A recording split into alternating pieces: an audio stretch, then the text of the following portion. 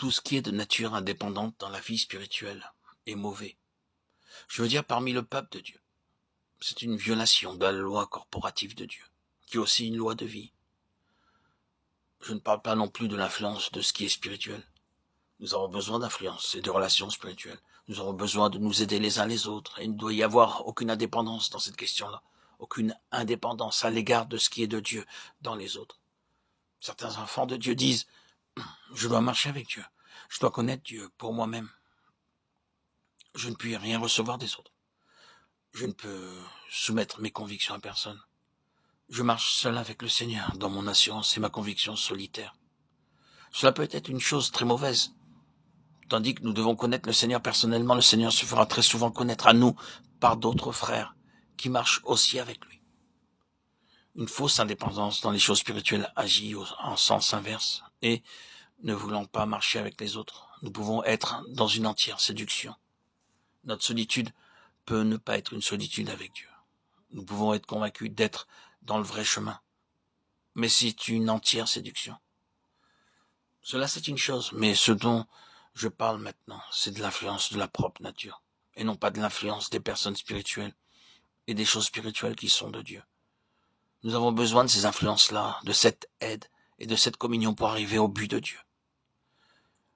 Lorsqu'il s'agit des éléments naturels qui interviennent, et il peut y en avoir beaucoup, le sentiment, l'affection naturelle de ceux qui cherchent à nous influencer et ainsi de suite. Lorsque les éléments naturels interviennent pour nous détourner de ce que nous savons être la volonté de Dieu, c'est-à-dire ces éléments qui ne découlent pas d'une connaissance de Dieu, qui ne sont pas nés d'une marche intime avec Dieu, et ne peuvent donc être le conseil que Dieu nous donne par les autres. Alors, la vie de la foi demande que tout cela soit pleinement et finalement mis de côté, et que nous vivions ce qui concerne notre vie spirituelle pour Dieu, entièrement pour Dieu. Et ce fut la première épreuve pour Abraham, et la première application de la loi de la vie dans son cœur. Serait-il prêt à marcher avec Dieu seul, malgré toutes les influences de la nature? Allait-il répondre au mouvement de Dieu dans son cœur, sans permettre aux considérations naturelles de l'influencer? Durant un long temps, la réponse d'Abraham ne fut que partielle, et par conséquent, le dessein de Dieu resta en suspens, et Abraham n'avança que partiellement dans le dessein de Dieu. Pour commencer, il prit avec lui son père, et cela l'amena à un arrêt. Ce ne fut pas avant la mort de son père qu'Abraham fut libéré plus complètement pour le dessein de Dieu. Sa vie fut retardée, tant que les liens naturels continuèrent à influencer. Mais tout cela devait être appliqué intérieurement aussi bien qu'extérieurement.